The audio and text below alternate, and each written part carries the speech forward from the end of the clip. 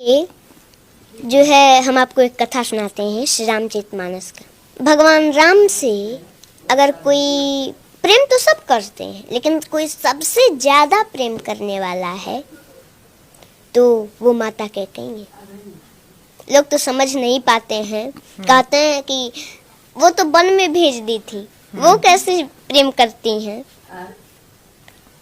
तो वही सबसे ज्यादा प्रेम करती है। वो वन में भेजी थी तो भगवान राम को दिए हुए वचन को पूरा करने के लिए वो वन में भेजी थी। वही सबसे ज्यादा प्रेम करने वाली। सभी लोग, सभी माताएं अपने बच्चे को दूध भात खिलाती हैं बड़े प्रेम से। वैसे ही एक बार माता कैकेयी भी भगवान राम को अपने गोद में बैठा करके और दूध भात खिला रही थी। भगवान राम एक गिलास खाए, 2 गिलास खाए, 3 गिलास खाए, चौथे में हाथ पकड़ लिए। बोले, माँ आपने कभी हमसे ये नहीं पूछा कि राम तुमको कुछ चाहिए। तो माता कैकेयी बोली कि अरे पुत्र, अरे राम तुमको कुछ चाहिए तो जल्दी बोलो, क्या चाहिए? तुमको कुछ चाहिए जल्दी बोलो।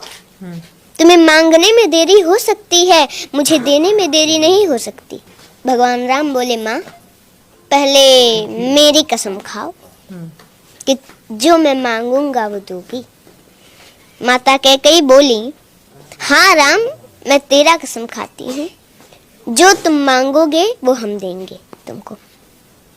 मांगो क्या चाहिए? भगवान राम बोले, माँ लेकिन जो मैं मांगने जा रहा हूँ अगर वो आप दे दोगी तो संसार में कोई भी आपका नाम, अपने बच्ची का नाम नहीं रखेगा। तो कैकेयी माता बोली, मुझे मंजूर है राम, बताओ ना क्या चाहिए। मेरा नाम, अपनी बेटी का नाम कोई न रखे, ये मुझे मंजूर है। मेरा राम प्रसन्न रहे, इससे बढ़कर मेरे लिए और क्या हो सकता है। भगवान राम बोले, माँ लेकिन जो मैं मांगने जा रहा हूँ अगर आप दे देंगी तो संसार में आपका अपजस होगा। माता कैकेयी बोली, मुझे जस मिले, मेरा राम प्रसन्न न रहे तो वो जस मुझे नहीं चाहिए, मुझे अपजस मंजूर है। भगवान राम के आंखों में आंसू आ गए। बोले, माँ लेकिन जो मैं मांगने जा रहा हूँ वो आप दे देंगी ना तो कदाचित आपको वैधव्य जीवन भी देखना पड़ सकता है। माता कैकेयी जब ये सुनी मौन हो गई। आप ही बताइए, कोई भी भारतीय स्त्री हो तो उसको ये बात तो खटकती है। मौन हो गई माता कैकेयी।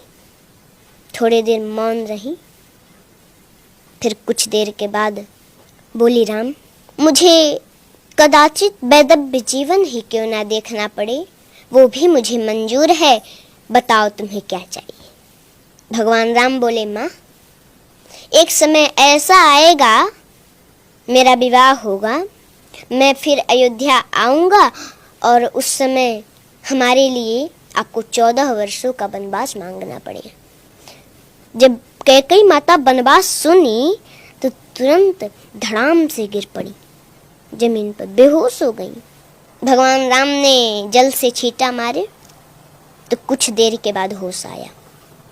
उठ के बैठी, थोड़ी देर मौन है, फिर बोली, राम रो रही हैं। बोली, राम देखो मुझे अपजस भी मंजूर है, मेरा नाम, अपनी बेटी का नाम संसार में कोई न रखे ये भी मंजूर है। कदाचित तो ना देखना पड़े वो भी मुझे मंजूर है, लेकिन मेरा राम मुझसे दूर रहे ये मुझे कदाचित मंजूर नहीं है। राम मैं तुम्हारे बिना 1 मिनट नहीं रह पाती। तुमने 14 वर्ष सोच भी कैसे लिया राम? ये वरदान वापस ले लो, मैं नहीं दूंगी, मैं नहीं दे सकती है वरदान। भगवान राम बोले, माँ आपको ये वरदान देना होगा क्योंकि आपने हमारी कसम खाई है, और अगर मैं बन नहीं गया तो सरभंग ऋषि की जो है मांस गल चुके हैं, बस हड्डियां बची जो कि अब सूख रही हैं। माता सेवरी, उनको हमारा दर्शन कैसे होगा माँ? उनको बन जाना पड़ेगा। उस दिन से माता कैकेयी भगवान राम से थोड़ा हट हट के रहने का प्रयास करने लगी कि वो समय आए और मेरे दिल के टुकड़े टुकड़े न हो जाएं और मैं राम को दिया हुआ वचन पूरा न कर सकूं, उसको दिया हुआ वरदान पूरा न कर सकूं तो क्या होगा?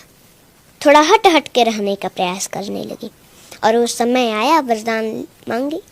पहले तो भगवान राम को सूचना मिला था कि उनका राज्याभिषेक होने वाला है, लेकिन प्रसन्नता मयान गताभिषेकतस्तथा न ममले बनवास दुःखत मुखाम्बुजश्री रघुनंदनस्य मे सदास्तु सा मंजुल मंगल प्रदा। जब भगवान राम को ये सूचना मिली कि उनका राज्याभिषेक होने वाला है तो उनके मुख पर प्रसन्नता नहीं थी, लेकिन पुनः उसके अगले दिन उनको सूचना मिल गई कि 14 वर्षों का वनवास मिल गया, तो उनके मुख पर थोड़ा सा उदासी भी नहीं थी। उस समय तो प्रसन्न हो रहे हैं कि अरे पिताजी ने हमको अयोध्या का राज नहीं, पिताजी ने मोहि कानन राजू, पिताजी ने मुझे अयोध्या का राज नहीं, मुझे तो जंगल का राजा बना दिया। वो तो प्रसन्न हो रहे हैं और उस समय उपदेश देते हैं कि कोई भी परिस्थिति हो उसमें प्रसन्न रहना चाहिए, हंसते रहना चाहिए। कोई प्रसन्नता की बात सुन ली, ज्यादा उसमें प्रसन्न भी नहीं होना चाहिए, और कोई दुख का बात सुन लिया तो उसमें ज्यादा दुखी भी नहीं होना चाहिए। हर परिस्थिति में एक जैसा रहना चाहिए।